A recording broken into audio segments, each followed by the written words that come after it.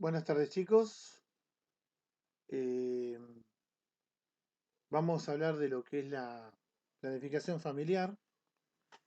En sí, la planificación familiar, arrancamos con una frase, en donde la frase conocida que dice que un hombre precavido vale por dos, pero una pareja desprevenida vale por tres. Como ven en la foto, la planificación familiar consiste en que en sí la pareja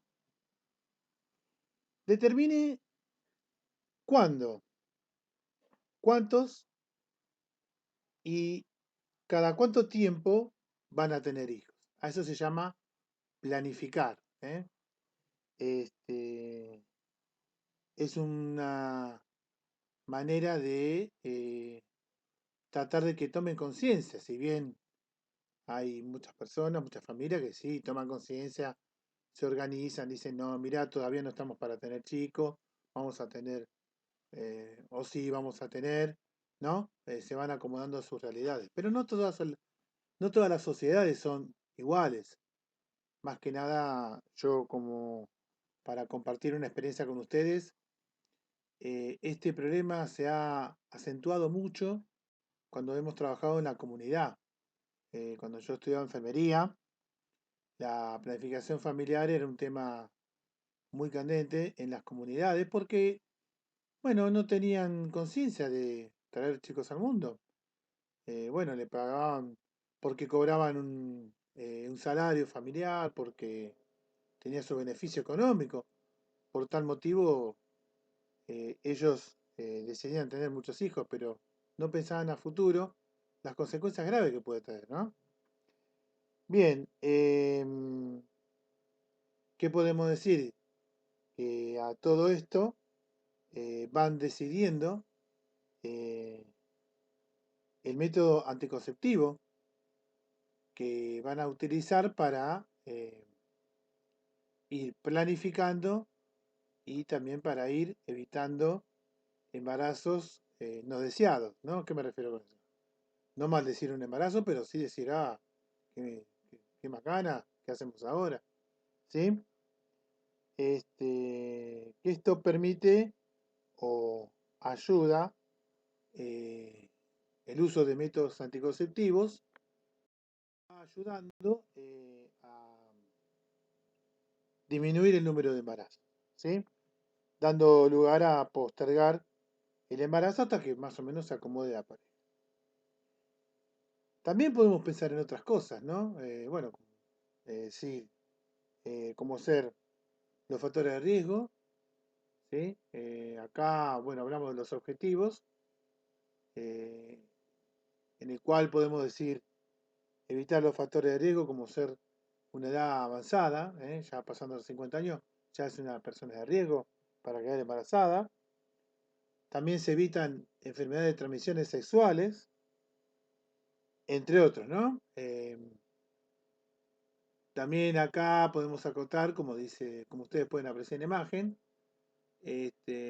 favorecer el nacimiento deseado, o sea, darle todo a los que sí desean tener chicos, ¿no? El deseo de quedar embarazada. Em, También, este, para poder planificar, acá entonces en resumen sería que la planificación familiar es la pareja que va a planificar a futuro para formar su familia y nosotros como enfermeros tenemos que, por medio de charlas, por medio de buscar la manera de que tome conciencia que no es cuestión de tener chicos, ¿sí? Es eso más que nada a lo que vamos, ¿no? Bien. Bueno, con respecto al objetivo ya dijimos, ¿no? El objetivo principal es evitar los nacimientos no deseados y favorecer los deseados. Acá la idea, como yo dije, es lograr que tome conciencia para lograr una cierta planificación. Bien. Dentro de la planificación familiar, nosotros los informamos, le brindamos toda la información y ellos deciden su salud reproductiva. ¿Qué quiere decir? Bueno, hay métodos para cuidarse. ¿eh? Hay diferentes métodos anticonceptivos que ustedes pueden tener en cuenta, en el cual ellos después deciden cuáles son los que van a elegir. ¿No? Eh, Dentro de los métodos eh, de planificación familiar, tenemos dos, dos grandes grupos, ¿no? Los métodos reversibles y los métodos irreversibles. Los reversibles sería el hecho de cuidarse en el acto sexual. Ahí vamos a ir viendo los diferentes métodos que serían reversibles porque una vez que deja de usar ese método anticonceptivo, vuelve a la normalidad y eh, pueden tener relaciones sexuales y quedar embarazadas. Ahora, con respecto a los métodos irreversibles, ya no hay vuelta atrás. Ya se lo considera como estéril porque ya no va a poder eh, por diferentes métodos llegar a la fecundación dentro de la mujer y que la mujer no quede embarazada. O sea, pasando limpio, métodos reversibles son métodos que revierte y puede volver a la normalidad. Métodos irreversibles son métodos que ya no hay vuelta atrás. ¿Sí? Bien. Dentro de la planificación familiar, acá vamos a ver una alta gama de los diferentes métodos anticonceptivos que también se dividen en grupos. ¿Sí? Ya arrancamos, como dijimos anteriormente, de los métodos reversibles. ¿Y cuáles son los que vamos a encontrar en los métodos reversibles? Los naturales, que se basan fisiológicamente en no tener relaciones sexuales durante la ovulación o días cercanos a este evento. ¿Sí? ¿Cuáles tenemos dentro de los naturales? Tenemos el ritmo calendario. ¿M? Esto fue descubierto por el año 30 por un austríaco llamado Naus y un japonés llamado Shino. Por eso el método del ritmo calendario también se llama Oshino Naus. Ellos descubrieron que la ovulación se lleva a cabo entre el 12.º día y 16.º día del ciclo menstrual. ¿eh?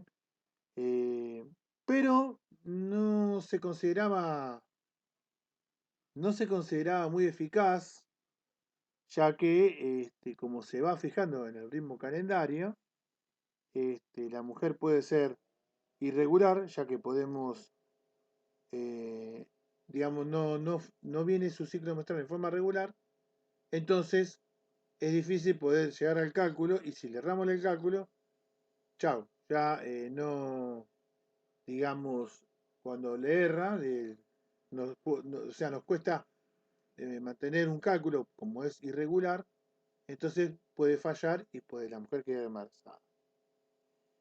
Este, entonces siempre esto es más eficaz cuando su ritmo menstrual es en forma regular. ¿Sí? Después tenemos lo que es la temperatura basal. Acá durante la ovulación aumenta la temperatura, pero ojo que hay que ser muy riguroso con la medición, hay que manejarse con valores basales.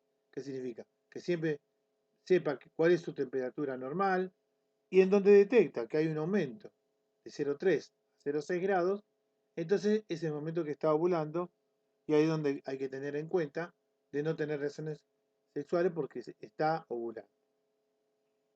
Bien, después tenemos el método anticonceptivo del moco cervical, eh, en donde hay una escasa humedad en la vagina y cuando hay una escasa humedad en la vagina se puede tener acto sexual. ¿Sí? Pero cuando aumenta la humedad, significa que ya comienza la ovulación. ¿Qué quiero decir con esto? Bueno, que al haber una escasa humedad, los espermatozoides no logran llegar, les resulta muy difícil llegar a las trompas de falopio para formar la fecundación, pero cuando aumenta la humedad, esto favorece el desplazamiento de los espermatozoides para llegar a las trompas de falopio y ahí formar lo que es la fecundación. O sea, saben, yo les he mandado un video que ustedes han visto cómo es la fecundación. Se une el espermatozoide con el óvulo y se forma la fecundación. Se forma la mórula y esa mórula va rotando por todas las trompas de falopio y después se implanta en el útero para empezar a formar lo que es el feto. Bien, después tenemos el coito interrumpido o el coito interrupto, que lo dicen en latín, no sé qué idioma. Y acá consiste en la retirada del pene antes de la eyaculación. Acá tenemos que tener mucho cuidado porque antes de la eyaculación hay un líquido que es un líquido preseminal y ante esto nos preguntamos, ¿pueden existir espermatozoides? Eh, no, no puede haber alguno aislado y a veces siendo realista, chicos, a veces con uno solo uno llega, a veces por ahí, ¿no? Pasa que hay parejas que están luchando para tener, para que quede embarazada y no puede. Y por ahí hay una pareja, hay uno que tiene una puntería que con un solo espermatozoide llegó y bueno, se formó la fecundación y quedó embarazada. Este, mm, ante la pregunta que si pueden existir espermatozoides, y acá lo que tenemos que tener cuidado cuando vamos a eyacular dos veces, ¿no? Puede ser que puede ser que puede estar los espermatozoides en la uretra, o sea, si bien hizo un coito interrumpido, pero si después vuelve a penetrar, puede haber quedado algún espermatozoide en la uretra y puede mandarse, y como le vuelvo a repetir, hay algunos que con un par son bastante polentas, llegan a la fecundación. Por eso es importante que el hombre, una vez que ya eyaculó, hizo el coito interrumpido, eh, orine, y por medio de la orina arrastra los espermatozoides. ¿Sí? Después tenemos la lactancia prolongada. La lactancia prolongada, bueno, aumenta los niveles de... Acá en este caso aumenta los niveles de prolactina, que es la que hormona que se encarga de producir la leche. Pero a su vez, lo que hace el aumento de la prolactina es inhibir la ovulación.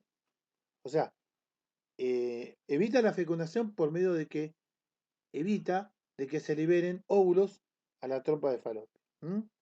Esto se produce por lo que digo, la falta de ovulación. Bien,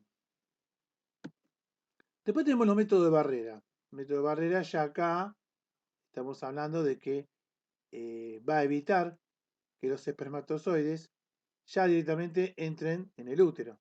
¿eh? Y al entrar en el útero, al no entrar en el útero ya nos aseguramos de que el espermatozoide no se una con el óvulo. Dentro de los métodos de barrera tenemos los condones, eh, que son los profilácticos.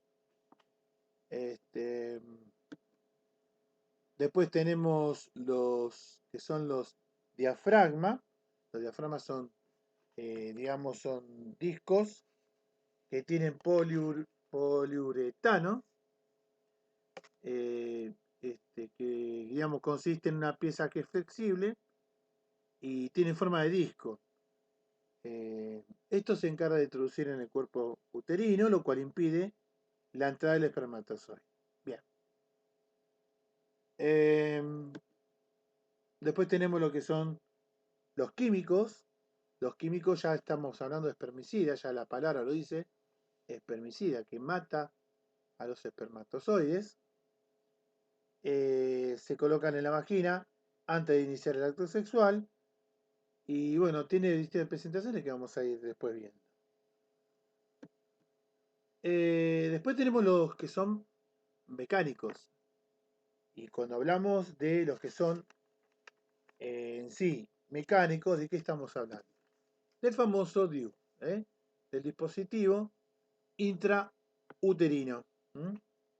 Vamos a ver después que hay diferentes, que hay dos grandes principales de dispositivo intrauterino DIU, que viene con hormonas o viene sin hormonas.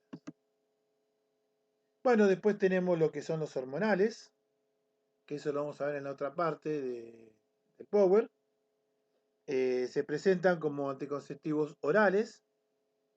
Los dos tienen anticonceptivo oral. Lo que pasa es que uno es eh, un anticonceptivo oral de emergencia, que ese es la famosa pastilla del día después. O tenemos los anticonceptivos orales que vienen tomando en forma periódica, tratando de acumular, a ver cómo puedo decir. La gran diferencia es que viene tomando durante 28 días, sabe qué día tiene que tomar, hasta tiene en el blister marcado el día, pero el otro es una píldora del día siguiente, que es cuando se mandaron la macana, que no se cuidaron, y bueno, entonces se toma la pastilla del día después, y de esa manera van a tener, eh, van a no asegurarse, pero bueno, por lo menos saber que con una sola pastilla que han tomado pueden evitar el embarazo. Pero después vamos a hablar de lo que son en sí, lo que son hormonales, en la segunda diapositiva. Bueno, acá ya también ya dije los anticonceptivos orales y acá parece que no me entró para agregar que dentro de los anticonceptivos orales también tenemos lo que son inyectables, que se presentan de dos maneras, uno que tiene progesteno y otro que viene con una combinación de progesteno y estrógeno. Bien, acá, bueno, la anticoncepción de la emergencia es lo que yo decía anteriormente, la pastilla del día después. También tenemos unos parches que no hablábamos acá, pero bueno, hay unos parches que también se colocan, es una banda adhesiva que va a colocar en la piel y contiene hormonas combinadas que va liberando eh, por medio de la piel intradérmica, tratando de llegar al torrente sanguíneo y de esa manera va a prevenir la ovulación. ¿Sí? Y o sea, provoca dos cosas los parches que se coloca a la mujer, ¿no? Provoca dos cosas. Una es que previene la ovulación, no permite que se haga la fecundación, y por otro lado, hace muy espeso el moco cervical. Eso ayuda mucho a que durante el acto sexual eh, no se produzca la fecundación. Bueno, eh, después tenemos lo que son los métodos irreversibles, como dije anteriormente, acá no hay vuelta atrás, y se divide en dos grandes grupos, lo que es ligadura de trompas y vasectomía. Esto lo vamos a hablar en la segunda parte de este PowerPoint.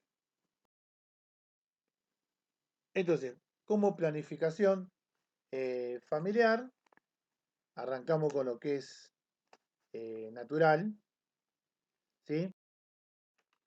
Bueno, esto es lo que estuvimos hablando del Oshinonaus, que a veces, cuando dije anteriormente, ¿no? La mujer no es en forma regular, si es en forma regular, es más fácil hacer el cálculo, pero cuando es en forma irregular, ahí ya estamos en el horno, porque podemos fallar y bueno, después nace el chico y le ponemos, acá tengo un hollino. ¿eh? Bien, la temperatura basal, como dije anteriormente, es tomar en cuenta la temperatura y cuando aumenta es porque decimos que está ovulando. ¿Sí? Entonces durante esos días está con la temperatura por arriba de lo basal, tenemos que evitar de tener relaciones sexuales. Bien, el moco cervical es lo que ya también estuvimos viendo.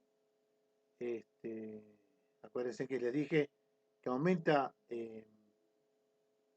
digamos, acuérdense que yo les dije que hay una escasa humedad en la vagina y entonces en ese momento se puede tener relaciones sexuales porque no favorece que el desplazamiento de los espermatozoides. Ahora, cuando el moco cervical aumenta la humedad, entonces hay que tener cuidado porque en ese momento se está produciendo la ovulación, significa que las trompas de falopio se están liberando óvulos a la espera de unirse con el espermatozoide.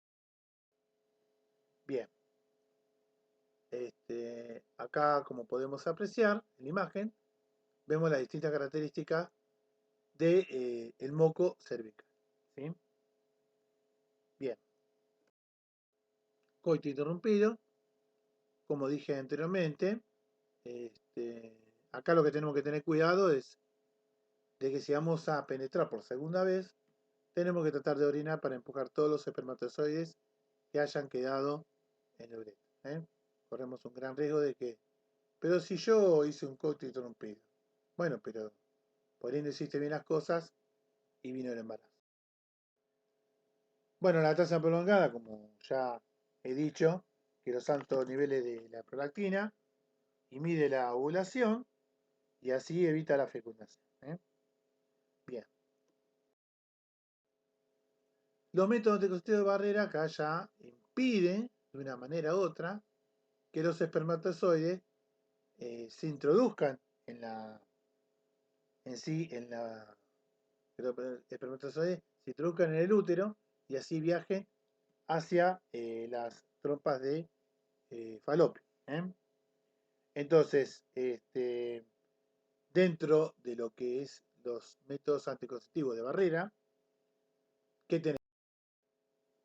Bueno, acá, como para ayudaros un poco, la definición son temporales, como dije anteriormente, impide la unión del espermatozoide con el óvulo. Este, se presentan en forma de como preservativo, tanto masculino como femenino, y también se presenta como diafragma. ¿Eh? Con respecto a lo que es el condón femenino, bueno, acá vemos la efectividad, que está entre un 72% y un 95%, es flexible y está hecho de poliuretano. Me cuesta medio decir la palabra. Son aros de poliuretano que en ambos lados se introduce en la vagina antes de, digamos, del acto sexual. Este, y también es importante este método de barrera. ¿Por qué es importante? Porque no solo podemos evitar el embarazo, sino también podemos evitar las enfermedades de transmisión sexual. Cuando ha salido en su auge el tema del SIDA, era lo primero que decía, use profiláctico, que era una manera de evitar el contagio de la transmisión de enfermedades sexuales. Como ustedes ven en la figura, ahí vamos a ver si puedo ubicar el puntero para que les resulte más. Acá se coloca la idea del condón femenino, que la parte del aro esté colocado, ven como ven ahí, en la parte del cuello del útero, y el otro en la sínfisis púbica. ¿Eh? Tiene que estar en ambos lados de la vagina, y bueno, como dije anteriormente, ¿no? Acá lo importante es que no solo evitamos el embarazo, sino también lo que evitamos las enfermedades de transmisión sexual, que eso también ayuda mucho. Bien. Bueno, acá es cómo se, digamos, cómo se introduce, ¿sí? La manera de introducir el condón femenino. Bien. Acá, como dije, ¿no? La idea es que quede en la parte del cuello del útero, en el fondo, y en la sínfisis pública. ¿Sí? Con respecto al condón masculino, los masculinos también impiden eh, que entren los espermatozoides al útero. La efectividad es un 97 a 98%. ¿Y qué podemos decir de lo que es el condón masculino? Bueno, es una funda de látex muy delgada, pero resistente. Y evita, con un buen uso correcto, ¿no? Que el semen se introduzca en el útero. Están hechos de piel de animal, gomas látex de poliuretano. Con el tiempo fueron cambiando el material por el hecho de la sensibilidad. ¿Eh? Acuérdense que esto es un cuerpo extraño y a veces ha traído problemas en la pareja en el momento del acto sexual porque, como voy a decir, no deja de ser un cuerpo extraño en el cual lo colocamos en el pene y a veces se pierde la erección, eh, no es lo mismo, pero bueno, es algo seguro y está dentro de los métodos de barrera. ¿Por qué? Porque impide que el espermatozoide quede atrapado en el profiláctico, en el condón, y así evitar la entrada hacia, por medio del útero, llegar a las trompas de Falopio. Bien, bueno, acá explica que siempre es aconsejable, tiene un troquelado, el paquete, nunca abrir con los dientes porque podemos llegar a perforar el condón y no nos damos cuenta y vamos a hacer el acto sexual con un condón agujereado y por ahí se mandan los espermatozoides. La idea es, digamos, como ustedes ven ahí con los dedos, eh, apretar en la parte extrema para asegurar de que haya como un atrapamiento de aire y ahí empezará, digamos, a desplazar, a desenrollar hasta llegar al fondo y de esa manera ya estamos listos para realizar el acto sexual. ¿Bien? Este, después se descarta, se tiene mucho cuidado. Y bueno, acá vamos lo que estábamos diciendo de las ventajas y desventajas. A ver, con respecto a lo que es efectivo, con respecto a la ventaja, es efectivo si se utiliza correctamente, como yo dije anteriormente. De los métodos anticonceptivos que brinda protección, una de las ventajas es las enfermedades de transmisión sexual. Es fácil de conseguir, se vende hasta en los kioscos. ¿Sí? Eh, no tiene efectos secundarios, exceptuando que tengo una cierta alergia al lácteos, lo cual es bastante raro. No afecta a la lactancia, no interviene en procesos hormonales, no altera las hormonas en la mujer y son económicamente accesibles. Hoy en día no sabría decir, con todo lo que estamos pasando, que todos los precios se fueron por las nubes, ¿no? Eh, con respecto a la desventaja, desfavorable, ¿no? Vamos a decir, su colocación puede interrumpir el acto sexual, que yo lo que dije anteriormente, ¿no? El amigo está despierto, pero al ser un cuerpo extraño, chao, le genera un poco de rechazo y puede perder la erección. Ocasionalmente puede ocurrir el ardor o comezón, como si es alergia, perdón, si presenta una alergia al látex, de lo que está hecho el material del condón. El látex puede romperse si el condón no se manipula con cuidado. Por eso yo digo siempre que en el momento de colocar el condón masculino, lo que hay que hacer es apretar en el extremo para asegurarse de que haya un atrapamiento de aire y que que no tire y podamos con el riesgo de que se rompa. Se requiere de motivación y educación para usarlo en forma consistente y sistemática en cada relación sexual. Claro, yo me acuerdo cuando antes de que haya aparecido lo que es el SIDA, era un piedra libre de hacer relaciones sexuales sin el profiláctico. Pero una vez que salió las enfermedades de transmisión sexual, y más que nada cuando salió el SIDA, había que hacerlo con profiláctico y esto generó un medio rechazo, hubo que acomodarse, generó algunas cuestiones que a veces fueron perjudicando y bueno, se tuvieron que ir a acomodar. En algunas personas la sensibilidad sexual puede verse afectada, sí, porque bueno, no es lo mismo, chicos. ¿Eh? La sensibilidad no es lo mismo. Eh, con respecto al diafragma, ahí estamos viendo que tiene una efectividad entre el 80 y el 94%. El diafragma se usa en espermicidas, sí. Eh, es una es en forma circular, un diámetro variable, pero se tiene que colocar horas antes del coito. Consiste en una pieza flexible y fina en forma de disco que se introduce en el cuerpo uterino, lo cual impide la entrada del espermatozoide. Bien. Lo ideal es que se tenga bien colocado. Tiene que estar en el fondo, del lado posterior y en la sínfisis pública. Como ustedes pueden apreciar acá, como dije anteriormente con el condón femenino, acá también tenemos que asegurarnos, como ustedes pueden ver en la figura, que en el momento de que haya penetración, esté todo cerrado, evitando de que los espermatozoides entren al útero. Bien. Eh, acá pueden apreciar que se utiliza un espermicida, ¿sí? Para asegurarse de que los espermatozoides no lleguen al útero. Vamos a lo que son los químicos. Tenemos los espermicidas, como la palabra lo dice.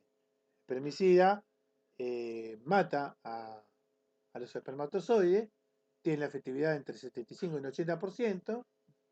Este, se colocan en la vagina antes de iniciar el acto sexual y se presenta como crema, jalea, espuma, tabletas, óvulos. Y se debe colocar, bueno, más o menos una hora antes del acto sexual, pero no menos de 10 a 15 minutos. Ojo con eso. También se presentan óvulos que se introducen en el fondo de la vagina 15 minutos antes del acto sexual con los dedos índice y medio. El efecto dura de 1 a 2 horas, que acá lo que ustedes pueden ver, el ingrediente activo es el nonoxinol 9 o el nonoxinol o el otocinol 9, que son compuestos químicos que actúan como espermicidas. Bueno, se presenta como espuma, crema, jalea. Son sustancias que destruyen el espermatozoide. Este, tienen algunas jaleas también que tienen una base como gelatinosa. Las espumas recubren toda la superficie y es de rápida acción. Y acá vamos a recalcar lo siguiente, que la idea es matar al espermatozoide o hacer que estos sean incapaces de movilizarse para llegar a lo que sería la fecundación. Acá es como dije recién, que se presenta como esponja anticonceptiva, presenta una efectividad entre el 80 y un 98%, siempre son de disco de poliuretano, impregnado con nonoxinol 9, que es el espermicida de elección, y se coloca 24 horas antes del coito, ¿sí? En el caso de las esponjas. Bien.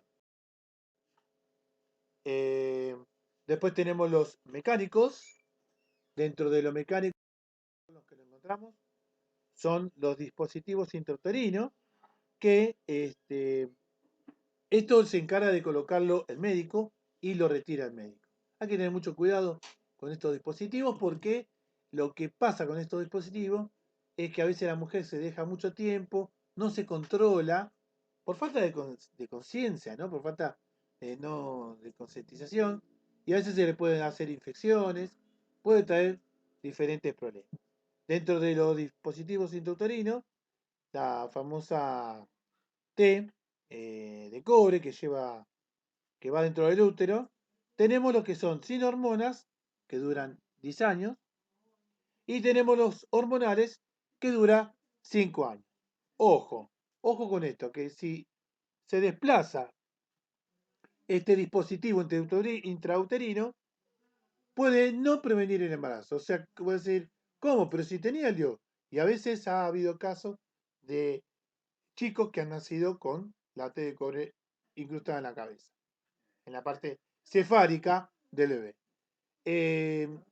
Bien, ¿qué contraindicaciones tiene? Bueno, contraindicaciones que tiene, que no tiene que tener embarazo, a veces puede tener un sangrado vaginal, que también se llama metorragia, eh, no tampoco puede utilizarse cuando tiene cáncer, cáncer de cuello de útero, como se da a veces en las mujeres, tampoco se puede colocar cuando hay una infección pélvica o tiene alguna enfermedad de transmisión sexual, también en una endometritis, cuando hay una inflamación del endometrio, de lo que sería dentro del útero, ¿no? Este, Actualmente los más que se usan acá son la T de cobre, que es sin hormonas, y los hormonales. Acá ustedes pueden ver la T de cobre que tiene su hilo, pero siempre tengan en cuenta que esto lo coloca el médico, ¿no?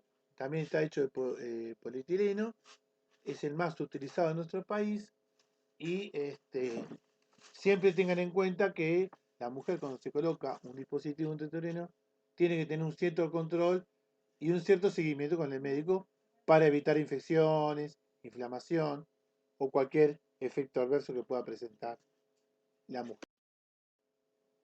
Eh, bueno, acá, como dije anteriormente, ¿no? Puede tener una respuesta inflamatoria intensa, produce activación lisosómica, que eso hace que ayuda a que no se provoque la fecundación, pero como siempre digo, hay que tener cuidado que no haga fiebre, que no haga infección. Efectos adversos, bueno, ya hemos hablado un poco. eh, Puede haber una perforación uterina, ¿sí? Puede haber este, infecciones, abortos sépticos. eh, Absceso se refiere a infección. Puede haber una infección en la parte del cuello del útero. Bien. eh, Acá, bueno, explica cómo el médico coloca el dispositivo intrauterino. Ustedes van viendo, figura 1, cómo va preparando a la mujer, cómo lo va colocando. La idea es que quede con esa famosa T colocado en cada uno de los extremos de las trompas de falopio. Todo esto con el hecho de evitar de que el espermatozoide entre las trompas de falopio y se provoque la fecundación. Bien, acá vuelven a explicar en la figura cómo el médico va colocando. Es todo un proceso, como ustedes verán, no es tan fácil, por eso lo tiene que hacer un médico. O sea, como dije anteriormente, lo coloca el médico y lo retira el médico. Bueno, después tenemos los métodos hormonales, que los métodos hormonales los vamos a ver en la segunda parte de este PowerPoint. Así que muchas gracias por su atención, chicos.